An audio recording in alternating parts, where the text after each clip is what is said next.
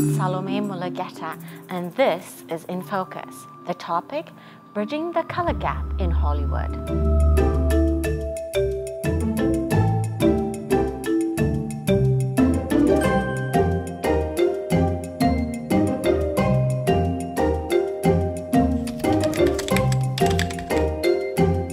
As we celebrate the increase in diversity during the last award season, we should take note that the Oscars 2017 nominated a record number of Black talent.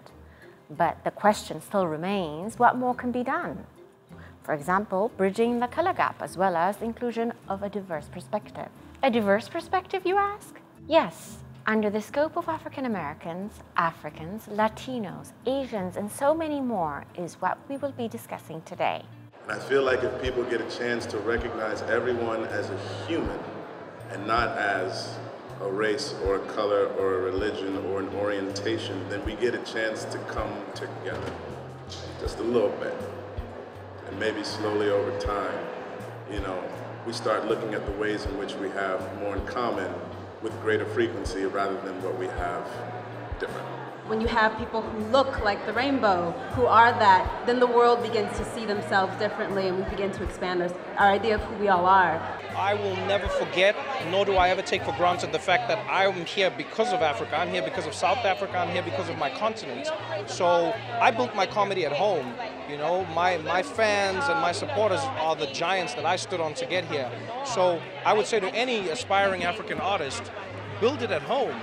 Enjoy it there, become something where you are from, and then go out into the world. The world will always be there, but what we have at home is special, and we need to nurture that and grow it. We live in a global village, and we have to continue to work together and communicate about how we uplift our stories. I'm hopeful that we'll continue to do it so we will live to see a day when we wouldn't have to worry about the first or the only one, that it's just a normal second hand that we see the range, broad diversity of American society in front of and behind the scenes. No one is going to be as passionate about telling your story or your stories as you are, so waiting around for someone else to do it or waiting around in the hope that someone else will do it is a hiding to nothing, and find those stories, find your voice. And we are now in an era where you can make films cheaply, and there are all sorts of ways to distribute them.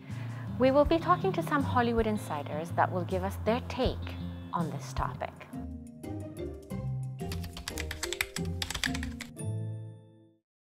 First, meet a woman who's been in the Hollywood game with a breadth of experience, who's helped launch many successful careers. That is Stephanie Allain. My name is Stephanie Allain. I'm a producer, I'm a writer. I founded Homegrown Pictures in 2004, primarily to produce the work of people of color and to make representations of people of color more readily available to the world. I was born in New Orleans, Louisiana, and really raised half in New Orleans, half in Los Angeles. I spent every summer in New Orleans with my grandmother until I was about 15 years old. So I definitely feel a strong familial, cultural connection to New Orleans and to all of my family and our people there. But I'm an LA girl. I guess most people would know me for Hustle and Flow, although I think they're going to know me for Dear White People. I think I've always just been attracted to really great filmmakers. The first time I saw Julie Dash's movie, Daughters of the Dust, I was blown away, just with the beauty of it, the poetry, the lyricism. I'm a huge Maya Angelou fan, and I had the pleasure of actually working with her on Poetic Justice and just listening to her talk about life and her experiences. And she's another one who really taught me to control what you can control. During her time at Columbia Pictures, she launched the careers of several young filmmakers, including John Singleton, and she personally pitched John's movie, Boys in the Hood. He told me about the script that he'd written called Boys in the Hood that he was going to direct, and it took place in South Central and Inglewood, where I went to school. So I read that script in my office. I will never forget that moment when I closed the page and tears were streaming down my face, and I realized, wow, this is this is what I'm here for. This is what I was meant to do, which is to bring stories like this to the screen. I believe that challenges are just par for the course in excelling and in being excellent at what you do. You know, it's hard to be excellent. So you better dig in and figure it out. But I don't look at it as a challenge. I look at being African American in the country, in Hollywood, in women in film, and whatever setting that I'm in. I have something unique to bring. I have something different to bring. I have a different point of view. I have a different way in. And as long as I'm comfortable expressing that and being comfortable myself, then I'm on par with whoever's in the room. That's how I feel. I think America has barriers when it comes to diversity. I think Hollywood is a subculture of America, so of course there are issues in Hollywood, working in Hollywood. However, I do feel that now more than ever, unique voices are finding their way to the masses. And when you have talent like Ava DuVernay and Ryan Coogler and Justin Simeon really being their authentic selves and telling their specific story, I feel cautiously optimistic that the expanse for more diverse stories, more authentic visions is just expanding. We have so many untold stories in our community. So yes, we can tell the story of Hidden Figures and Katherine Johnson, and yes, we can tell the story of young men at a HBCU who are hazing and being hazed. We don't have to put a limit on the stories that we tell. For me as a storyteller, I'm always interested in how we can tell a story that taps into the innate goodness that I believe we have. The idea of being colorblind will never happen because you can't unsee what you see, and you can't unknow what you know or what you've been taught. So rather than strive for being colorblind, I'd rather strive for us to be inclusive of all colors and to just revel in it. When it comes to art and film, we have an obligation and a duty to really put our stories out there as authentic and as specific as possible. Who's going to tell our stories but us? We need to tell our own stories.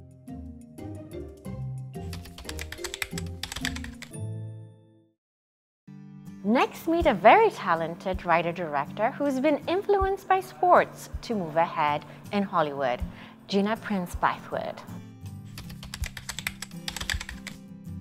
I'm a writer, director, and occasionally produce. Born in Chicago, raised in Pacific Grove, California. My very first job in the industry was as a writer's apprentice on A Different World, which was my favorite show at the time. So it was a very fortunate and perfect start to my career. The show was also run by Black women, Susan Fales-Hill, Debbie Allen, Yvette Lee Bowser. So to go to work every day and see Black women running things, it just became very normal to me and was absolutely an influence on me becoming a director. I met Stephanie Allain when I just graduated film school. I had a short film that was making some noise, and so I got some meetings with different people at studios, and I got to meet Stephanie Allain. And at that time, Stephanie was one of the heads of Sony. And as a Black woman film school, like, you knew about Stephanie Allain. So she was out there finding these young filmmakers of color and giving them opportunities to make movies. And again, nobody was doing that. Race is an absolute factor in this industry. There's no denying it. Look at the numbers. I've heard way too many times when I say, I need a diverse crew. And to hear a white executive say, well, we want the best person, as if they can't be the same thing. It's so offensive, and they don't even get how that's offensive. There are so many great craftspeople who don't get the opportunity even though they have the talent, and it really is about opportunity. I will say sports was a huge influence on me growing up playing sports. I will always credit my parents for putting me and my sisters in sports ever since we were, I think we started at age 4. Sports taught me ambition is good, that confidence is good, wanting to be the best is good, and those are things that absolutely speak to me as a director as well, the way that I can walk on set and know that I own that set, I run that set, and I have a confidence in that.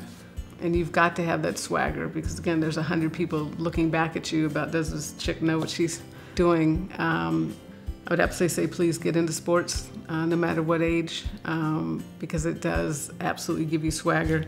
I just think people of color should be in every genre, and that is, definitely my fight and my push. And I personally don't believe in just seeing a film because we're in it. If it's not a good film, that doesn't help. But it is painful when there are good films out there that don't get seen because the audience doesn't come out, yet they're demanding better product. Well, demand it and then support it. So that is something that we absolutely have to do as well.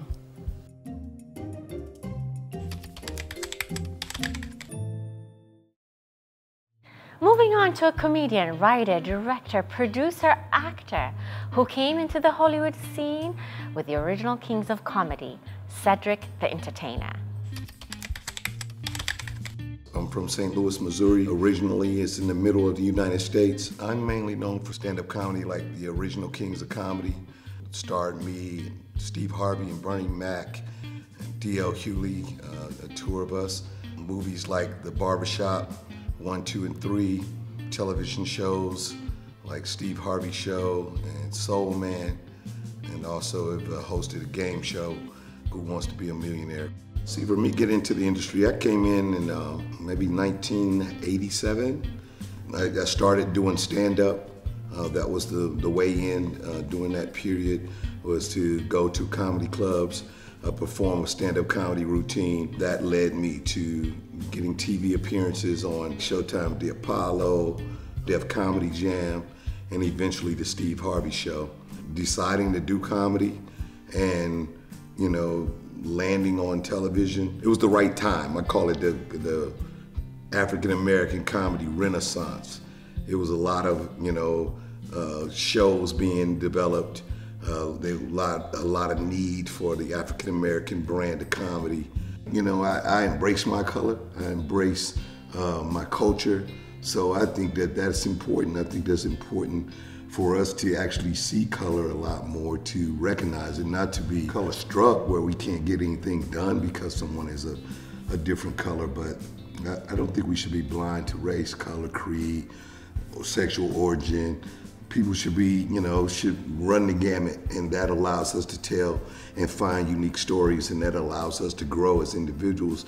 Most of the time we stretch is from learning something from somebody that is different from us. So if we, totally try to act like that wasn't true, then we would tell a lot of bland stories, everybody acting like everybody's all the same, and that's not true. I like the diversity of the world and the culture, and let's go for it. For any young person that's out there, for me, it's always be motivated and love what you do first. If you write from your spirit, write from your heart.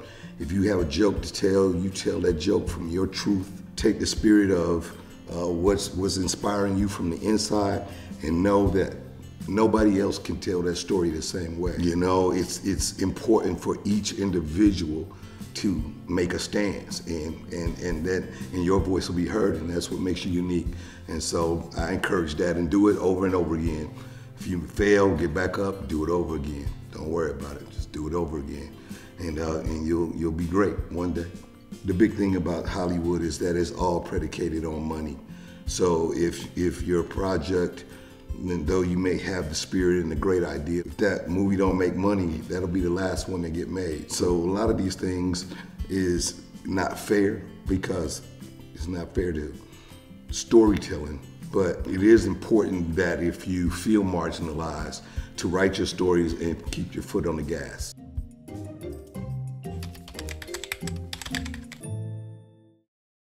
And now I'm delighted to introduce you to a female executive who created her own position as an executive at a national television network, Tiffany Smith-Anoa'i. My name is Tiffany Smith-Anoa'i. I'm the Executive Vice President of Entertainment Diversity, Inclusion, and Communications. My role at CBS as an entertainment diversity executive includes really working with writers, directors, producers, actors to reflect the audience that we serve accurately as well as appropriately. Diversity overall is going to be something where we are looking at a colorful palette, and that doesn't only have to do with ethnicity, race, gender, sexual orientation, ability. That's the largest minority in the world that is so ignored I can't even begin to tell you. And then inclusion, it really is more so that I'm going to work with you more than once. I'm going to value your opinion. I'm going to make sure that your voice is heard when we are all in meetings. So that's much more of what the inclusion process means to me. I started off as a publicist at CBS 17 years ago and then created the role that I have now in 2009. What I think that it takes to be in this industry is really being relentless. That's really, you have to have a thick skin because it's a business of no's. It's a business of not just yet. It's a business of, oh, maybe sometime soon. So you have to be, to me, very strategic with playing and planting yourself in positions where you can make things change. And that's what I love about the role that I currently have, is of being a change agent, of being someone that is really about making sure that not only our network inside, in front of the camera, but behind the camera really truly looks like the world that we live in right now. People look to television specifically to define social norms in the sense of, oh, I saw it on television, so it must be true. So I think that we have an overall obligation to the audience that we serve to really reflect the world that we live in its authenticity. Is Hollywood becoming more diverse? Absolutely, because the world is becoming more diverse. Is there more work to do? Absolutely. And now more than ever, it is so imperative that we continue what we're doing, continue this dialogue, and continue using our voice. I don't think that the industry should be colorblind. I think that we should be celebrated for all the color that we have. It's one of those things that is, I think, fancy to say, like, oh, I'm colorblind, I don't see color. You should. You definitely should, and it's something that is to be honored and celebrated. When you have a more inclusive room, better ideas happen. And I always like to say we are not standing in a single file line. We're actually in a circle. So what you give out eventually will come right back to you.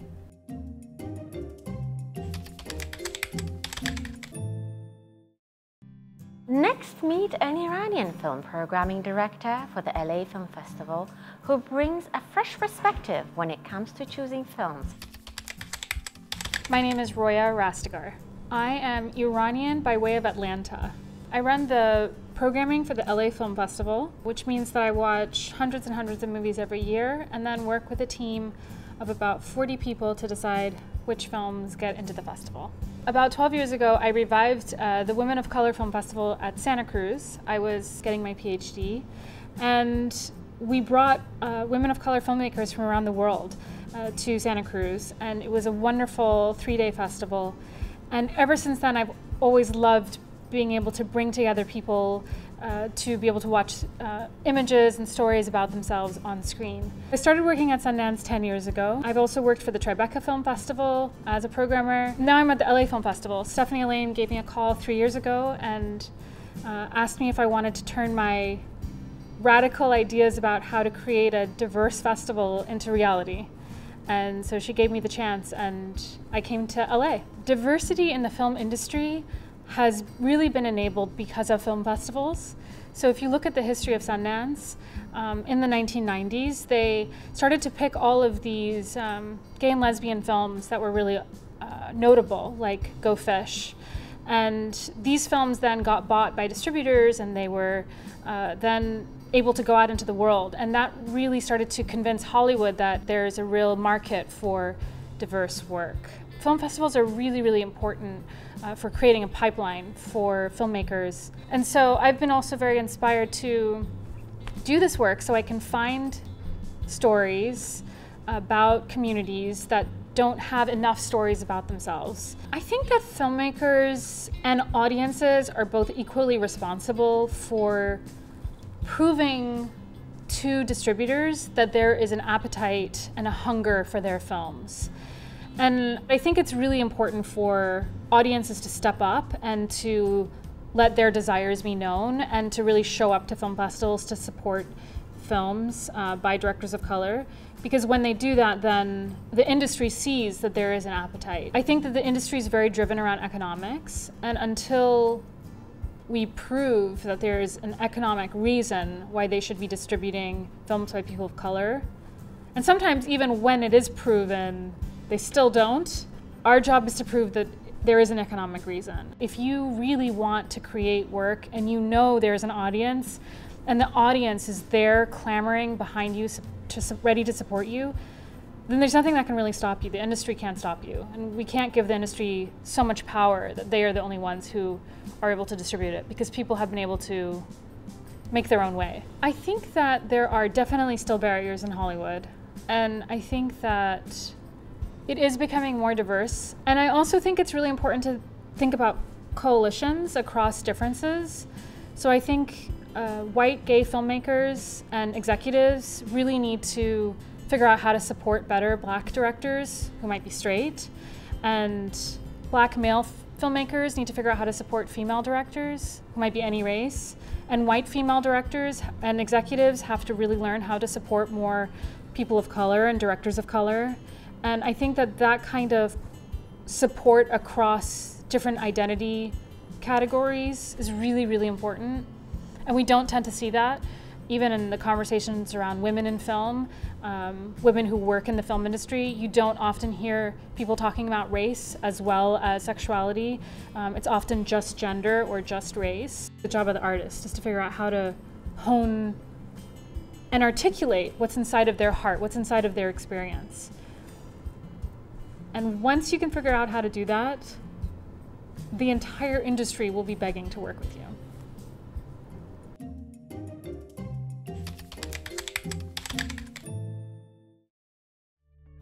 Well, I hope you've enjoyed InFocus, Bridging the Color Gap in Hollywood. For anyone who's out there and is trying to bridge the color gap in Hollywood and is having a hard time, I say, don't give up. Go out and tell your stories. Go and start bridging the gap, because it starts with you first.